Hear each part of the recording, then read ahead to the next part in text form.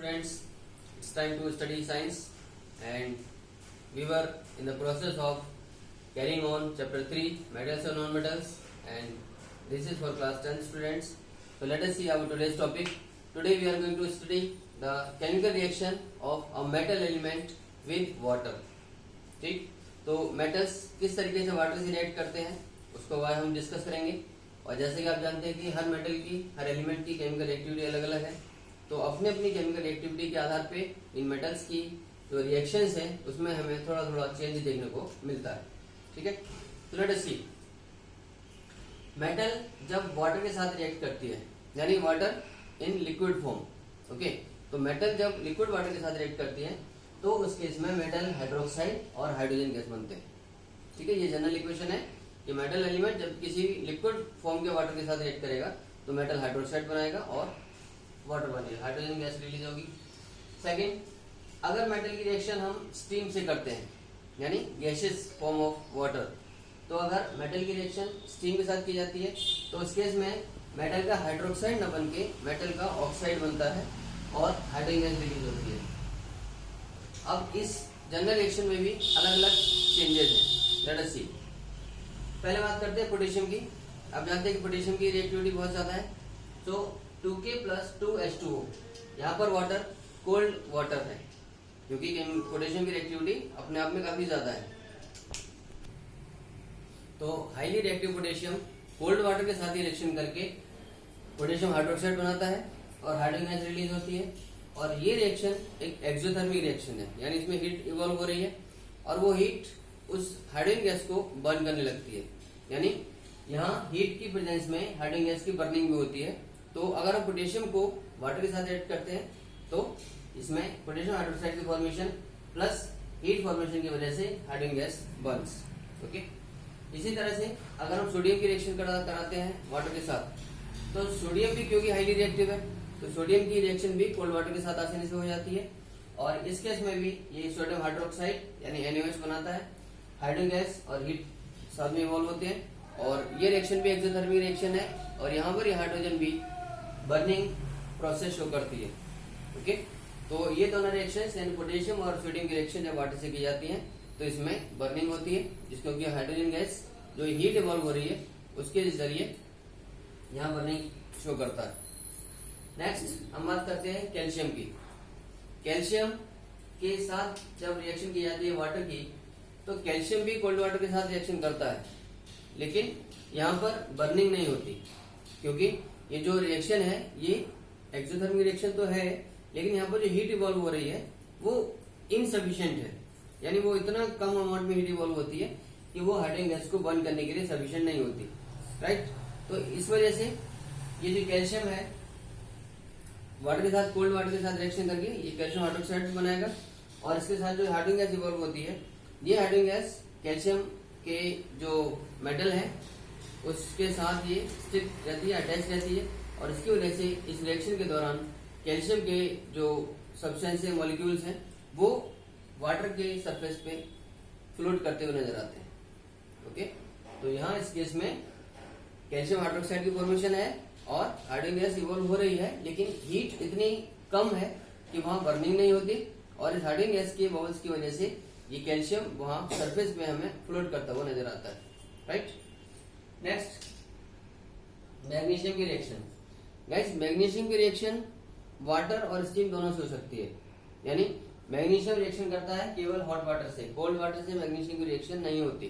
Okay, so magnesium does not react with cold water, it reacts with either only hot water or steam. So let's see. तो magnesium hot water के साथ reaction करके magnesium hydroxide बनाता है और यहाँ भी हाइड्रोजन गैस इवॉल्व होती है। और कैल्शियम की ही तरह इस रिएक्शन में भी जो हीट इवॉल्व हो रही है वो इनसफिशिएंट है और उसकी वजह से यहाँ बर्निंग नहीं होती और हाइड्रोजन की प्रेजेंस की वजह से ये जो हाइड्रोजन है मैग्नीशियम पार्टिकल्स के साथ, मैग्नीशियम मॉलिक्यूल के साथ ये अटैच रहते हैं और ये मैग्नीशियम भी वाटर में फ्लोटिंग शो करता है। ठीक, तो कैल्शियम और magnesium with cold water and hot water respectively ये हाइड्रोजन गैस के प्रेजेंस की वजह से इनमें फ्लोटिंग होती है। ठीक, तो ये हम सरफेस में हमें तैरते हुए, हिलते हुए नजर आते हैं। अब मैग्नीशियम की रिएक्शन अगर हम स्टीम से करते हैं, ठीक है, यहाँ आप देख रहे हैं H2O इन गैसियस फॉर्म, तो जब मैग्नीशियम की रिएक्शन स्टीम से की जाती है उस केस में मैग्नीशियम का हाइड्रोक्साइड न बन के मैग्नीशियम का ऑक्साइड बनेगा। जैसा हमने भी देखा था कि किसी भी मेटल को जब स्टीम से रिएक्ट करेंगे तो वहां पर उसका ऑक्साइड बनेगा और हाइड्रोजन गैस इवॉल्व होगी। तो यहाँ मैग्नीशियम की रिएक्शन जब स्टीम से की गई तो MgO यानी मैग्नीशियम ऑक्साइड बनता है और हाइड्रोजन गैस इवॉल्व होती है। अब एल्युमिनियम, जिंक, आयरन, ये ऐसे मेटल्स हैं जिनकी रिएक्शन वाटर से होती ही नहीं, ना कोल्ड वाटर से ना हॉट वाटर से, ठीक है।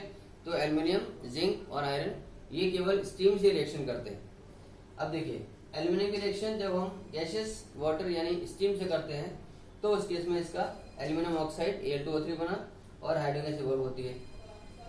इसी प्रकार जिंक की रिएक्शन भी जैसे मैंने बताया केवल स्टीम से हो सकती है, तो जब इसको स्टीम से रिएक्ट किया गया तो यह बनाता है ZnO यानी जिंक ऑक्साइड और हाइड्रोजन गैस। और थर्ड कंडीशन में जो आयरन है, iron actually red hot condition में ही रिएक्ट करता है और वो भी स्टीम से, राइट। तो रेड हॉट आयरन जब स्टीम के साथ रिएक्ट किया जाता है उस कंडीशन में ये Fe3O4 बनाता है, ओके, और हाइड्रोजन गैस इवॉल्व हो जाती है यहाँ भी।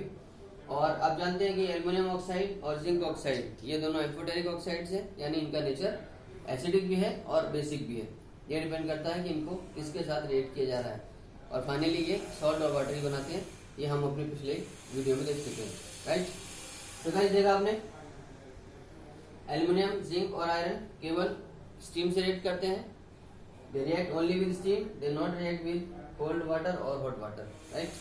और साथ ही साथ मैग्नीशियम की रिएक्शन हॉट वाटर से और स्टीम दोनों से हो सकती है, लेकिन हॉट वाटर के साथ जब हम रिएक्ट करेंगे तो मैग्नीशियम हाइड्रोक्साइड बनेगा और इसकी फ्लोटिंग नजर आएगी because of presence of hydrogen and which remains stuck to the magnesium, okay.